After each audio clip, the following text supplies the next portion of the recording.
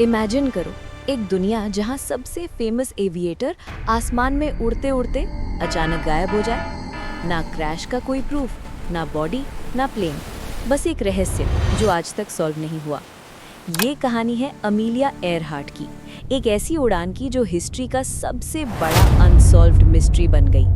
1937 दुनिया तेजी से एविएशन रेवोल्यूशन की तरफ बढ़ रही थी और उस समय एक नाम हर जगह गूंज रहा था, अमीलिया एयरहार्ट। वो सिर्फ एक पायलट नहीं थी, वो एक सिंबल थी, करेज का, फ्रीडम का और इम्पॉसिबल को पॉसिबल बनाने का। लेकिन फिर एक मिशन शुरू हुआ, दुनिया के चारों तरफ फ्लाइट कंप्लीट करने का। और इसी मिशन के दौरान कुछ ऐसा हुआ जिसने हिस्ट्री को हमेशा के लिए बदल दिया। अमीलिया बचपन से ही अलग थी।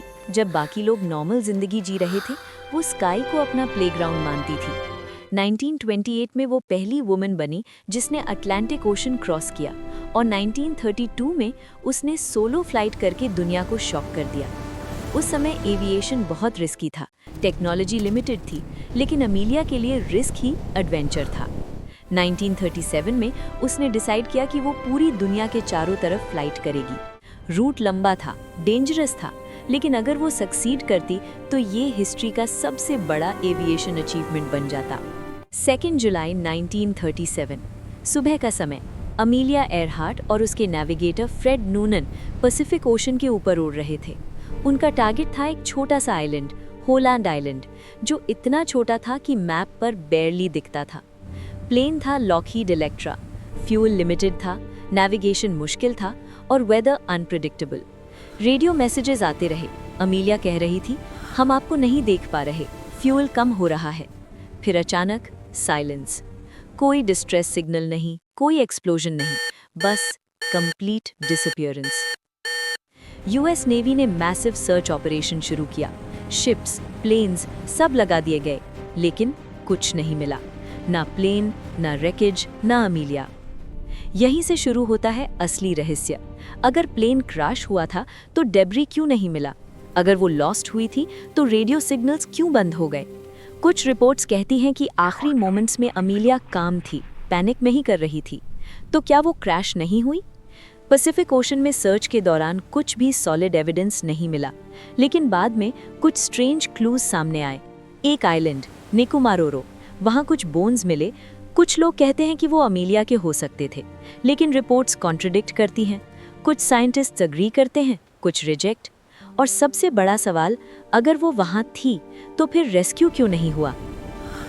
सबसे पॉपुलर थ्योरी ये है कि अमीलिया का प्लेन फ्यूल खत्म होने के बाद ओशन में क्रैश हो गया।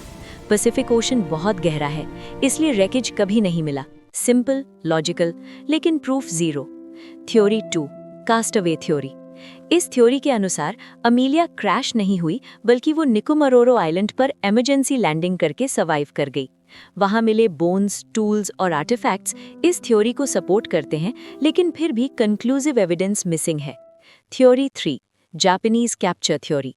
कुछ लोग मानते हैं कि अमीलिया गलती से जापानीज कंट्रोल टेरिटरी में पहुंच गई और वहां उसे कैप्चर कर लिया गया। वर्ल्ड वॉर 2 के टेंशन के बीच शायद उसे स्पाई समझा गया। कुछ आई विटनेसेस ने क्लेम भी किया, लेकिन ऑफिशियल रिकॉर्ड्स इसे डिनाई करते हैं। Theory 4, secret identity theory. ये सबसे कंट्रोवर्शियल थ्योरी है। इसके अनुसार अमीलिया एक्चुअली सर्वाइव कर गई और बाद में एक न्यू आइडेंटिटी के साथ यूएस में क्वाइटली लिविंग करने लगी। कुछ लोग दावा करते हैं कि उन्होंने अमीलिया को बाद में देखा, लेकिन ये थ्योरी ज्यादा कंस्पिरेसी जैसी लगती है। कंक्लूजन, अमीलिया एयरहार्ट का डिसअपीयरेंस सिर्फ एक एक्सीडेंट नहीं था। ये एक ऐसा मिस्ट्री है जिसने डेकेड से लोगों को फैसिनेट किया है। आज भी रिसर्चर्स ओशन स्कैन कर रहे हैं, नई टेक्नोलॉजीज इस्तेमाल हो रहे हैं, लेकिन जवाब अभी भी हिडन है। क्या वो ओशन में लॉस्ट हो गई? क्या वो किसी आइलैंड पर अकेले मर गई?